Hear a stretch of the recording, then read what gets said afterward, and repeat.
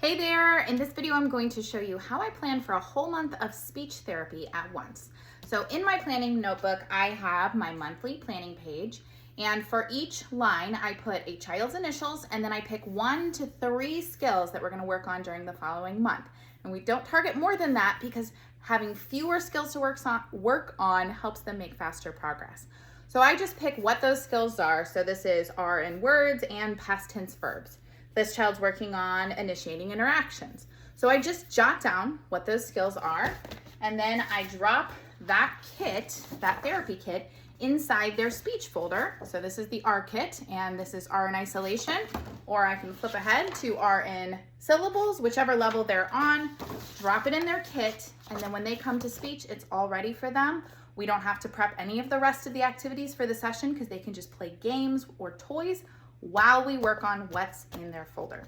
So that's what I do at the beginning of each month. I plan for 1 month and then I do the exact same thing all month long because our kids really need that repetition. So you can get my monthly planning page and find out more information about how I do my speech folders and get those kits inside the hub. So you can head over to hub.speechandlanguagekids.com.